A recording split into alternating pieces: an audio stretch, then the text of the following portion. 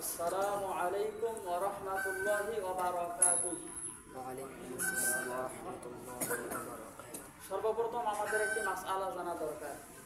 হাদিস শরীফের মধ্যে আসছে সালাম যে আওয়াজে আসবে ওই আওয়াজে উত্তর দেওয়াটাও ওয়াজিব। সুবহানাল্লাহ। এখন আমরা হয়তো অনেকে মাসালাটা জানি না, বিদায় উত্তর দেই না। কথা বলেন ঠিক কিনা? যে আওয়াজ দেওয়া লাগবে, হ্যাঁ হুঁ সারা শব্দ দিবে। আপনাদের আমার দ্বারায়, আলোচনার দ্বারায়, শোনা দেখা বোঝার দ্বারা যদি একটা মানুষ পরিবর্তন হয়, এটা বহুত বড় জিনিস। আসলে আপনারা আমি যতটুকু ইবাদত করি আল্লাহ পাক কবুল করে কিনা আমার নিশ্চয়তা নেই। কারণ কি জানেন, আমাদের রুকু হয় না, সেজদা হয় না। কথা বলেন ঠিক কিনা? রুকু যখন করবো কোমরটা একটু পরিপূর্ণ যেভাবে হেলার দরকার হেলে না। হুজুর আছে, বাস্তব কথা বলতেছি। নামাজ আপনারা বিভিন্ন জায়গায় পড়ছেন, আমরা পড়ি ইত্যাদি। এই যে বিষয়টা, তা রুকুর এই অবস্থা, সেজদার অবস্থা একই অবস্থা। কেউ সেজদাতে হাত এইভাবে করে, কেউ মাটিতে লাগায়, কি জামাই লাগায় কিনে, বাস্তব কথা বলতেছি। তো এই যে সুন্নত তরিকায় কি, এগুলো বিষয় আমাদের জানা দরকার। এটা একটা ইম্পর্টেন্ট বিষয়।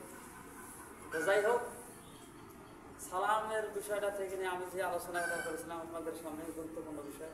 হাদিস শরীফের মধ্যে আসছে সালামের আওয়াজটা যেভাবে শুনবেন ওইভাবে অনুরূপ উত্তর দেওয়ার চেষ্টা করবেন।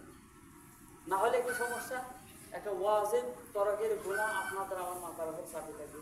আচ্ছা বলেন, দুনিয়ার বুকে একটা মানুষ কি চায় যে আমি গুনার বোঝা মাথায় নিয়ে ঘুরাফেরা করবো? এটা কেউ কিন্তু চায় না।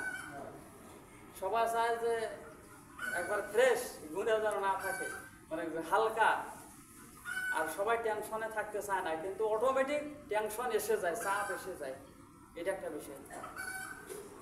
তো যাই হোক, সম্মানিত সুধী মুসলিম ইকরাম এলাকাবাসী, যে বিষয়টি আমি আলোচনা করেছিলাম সালাম প্রসঙ্গে আলোচনা, আমরা চেষ্টা করবো আর পরবর্তীতে যখন তখন। আজকের ভিডিওটি ভালো লাগলে আমাদের চ্যানেলটিকে সাবস্ক্রাইব করে পাশে থাকবেন ইনশাআল্লাহ।